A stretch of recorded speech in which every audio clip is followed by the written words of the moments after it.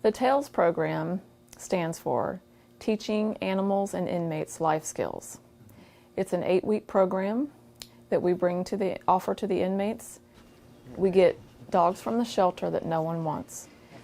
Sometimes this is not through any fault of their own. They may have not been socialized, they may be emaciated, in poor health, they have not been taught social skills, and when people go to the shelter to adopt these dogs, they don't know how to behave, so no one wants them.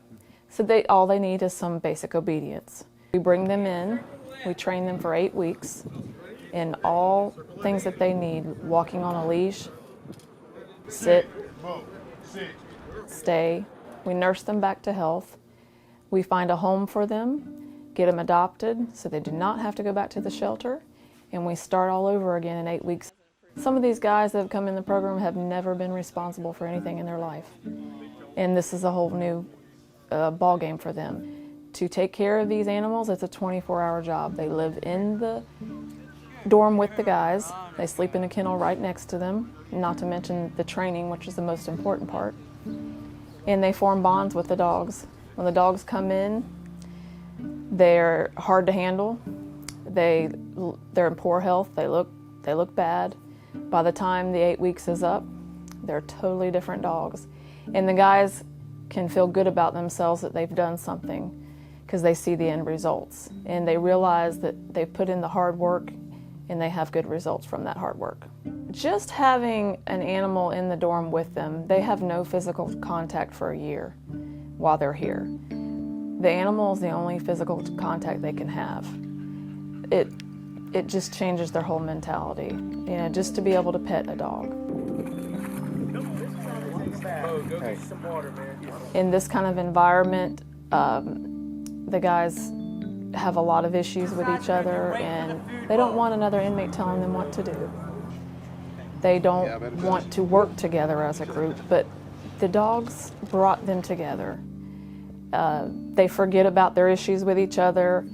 They focus on the common goal, which is taking care of these dogs, training them, and finding them a home.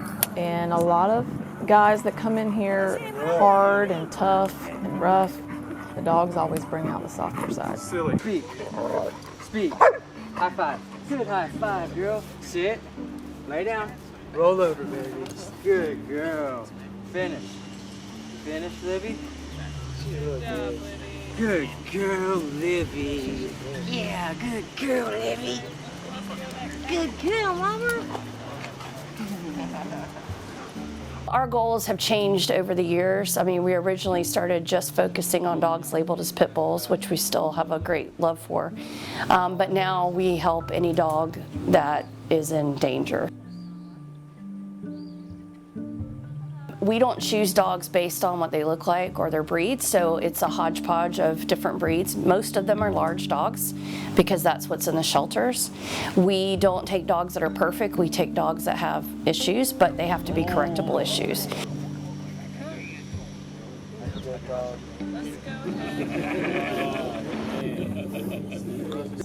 So we take these dogs, we test them for aggression, we test them for food aggression, people aggression, dog aggression. If they pass our test and we think they're a good candidate for the program, we bring them in. By us taking these dogs that have these issues, they're very easily fixed. And if they stay in the shelter, they're going to be put down eventually because no one wants these dogs. A senior citizen's companion. As for T.A.I.L.S in the dog program, a new group of dogs. Sit, both. You could always go to a store and pick up a puppy, go about it that way, but ultimately you're just pretty much adding to the issue. You have too many dogs in shelters these days, and again, not just the pit bulls, breeds of all kind.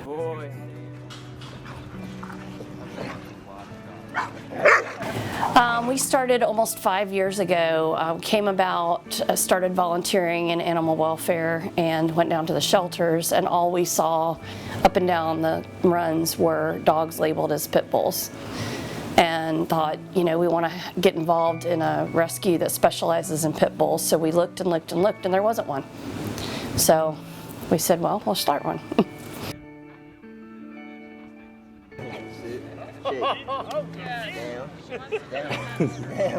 I've always been a big fan of the breed.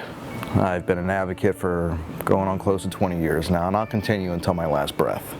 It's my favorite breed. I love all dogs in general, but I have that deep-rooted passion for pit bulls. T.A.I.L.S program and the Pit Sisters in general, they advocate for these dogs, just like other rescues do.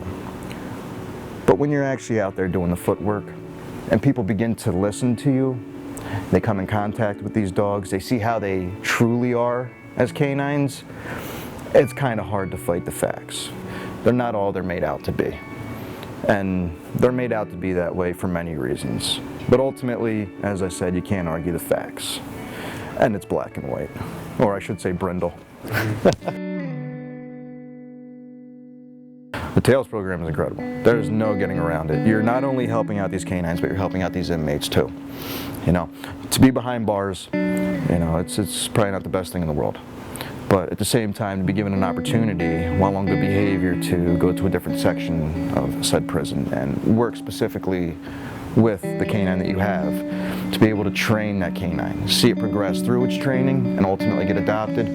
For me, if I was in their shoes, that would just bring me all the happiness and joy in the world. The inmates benefit from the program by learning responsibility, learning teamwork, learning time management, learning patience. That's a huge one. Some of the dogs come in and they're hard to handle. They learn that if they're patient and consistent and work hard, what they can do with the dogs. By the time they're finished, it's a brand new dog.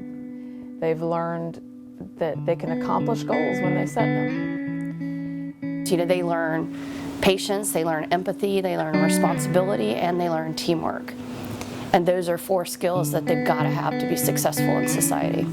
It gives them a sense of accomplishment being in this program, and makes them understand that I can work hard and learn something and do something with myself that's worthwhile.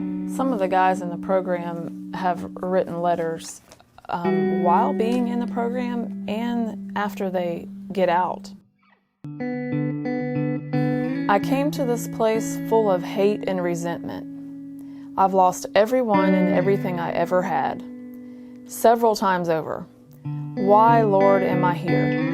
And then he showed me these wonderful creatures, all alone, locked up for the sole crime of being born into a world that does not want them, seen as mean and vicious.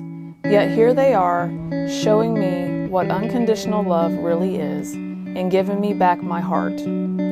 I hope and plan to help these dogs as long as God will allow. And that's just one example of a letter that I've received. I've received numerous letters just like that.